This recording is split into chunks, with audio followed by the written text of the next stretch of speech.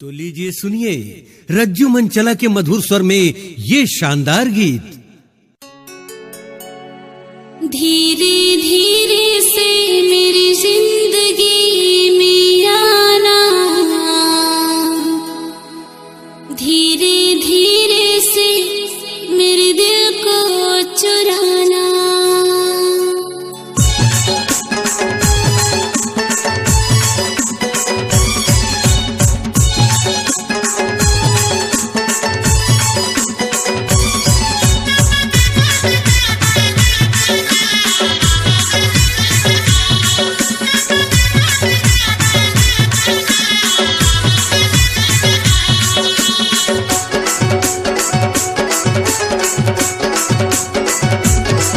बन देखे नहीं गौ की ताके नहीं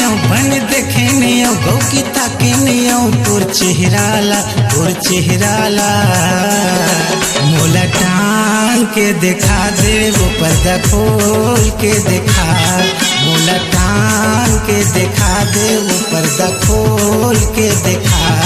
लाज लगे मोला धक धक करे चोला, लाज लगे मोला धक धक करे चोला। बैठे सोफा बैठे खटिया मां, पल्लू धीरे से उठाना, घूंटा धीरे से उठा।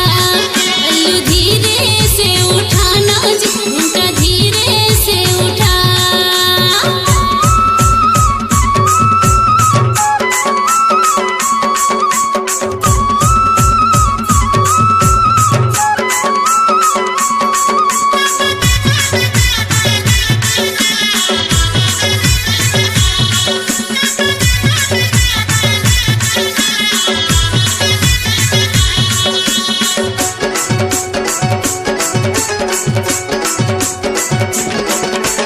छोटे पनमा होए बिहाव आज लाए हो गौना।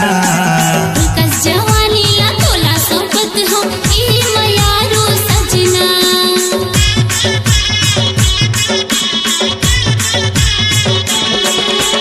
छोटे पनमा होए बिहाव आज लाए हो गौना। कस जवानी ला तोला सोपत हो ई मयारो सजना। मीठी मीठी बोली म सुनाए खोली म, मीठी मीठी बोली म सुनाए खोली म। मने के प्यास बुझा दे रानी वो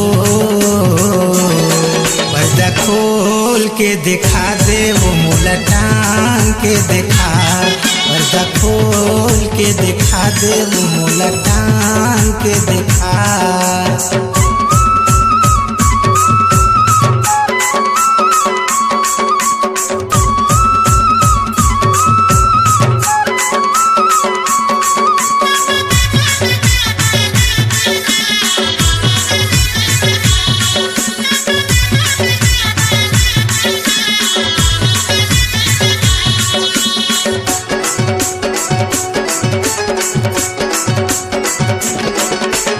आज के रात मिलन के और हमर गोरी दिल के।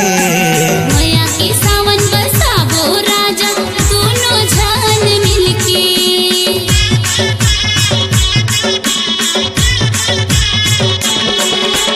आज के रात मिलन के और हमर गोरी दिल के। मया के सावन बरसाबो राजा दोनों जान मिलके। तिरमा वो लपटन दे होटेल चटकन दे, तिरमा वो लपटन दे होटेल चटकन दे। माया के झुलवा झुला दे रानी वो पर्दा खोल के दिखा दे वो मोला टांग के दिखा। पर्दा खोल के दिखा दे वो मोला टांग के दिखा। लाज लगे मोला धक धक करे चोला, लाज लगे मोला धक धक करे चोला। बैठे सोफा बैठे खटिया मां, पल्लू धीरे से उठाना, घूंटा धीरे से उठा। पर्दा टांग के दिखाना वो मोला खोल के दिखा। पल्लू धीरे से उठाना, घूंटा धीरे से उठा। मोला खोल के दिखाना वो पर्दा टांग के दिखा। पल्लू धीरे से हटाना, पल्लू धीरे से हटा। GL sound and DJ, GL sound and DJ जो गूंजती है पूरे कवर्धा जिले में। डिजिटल रिकॉर्डिंग के लिए संपर्क करें कवर्धा। Mobile number 99778181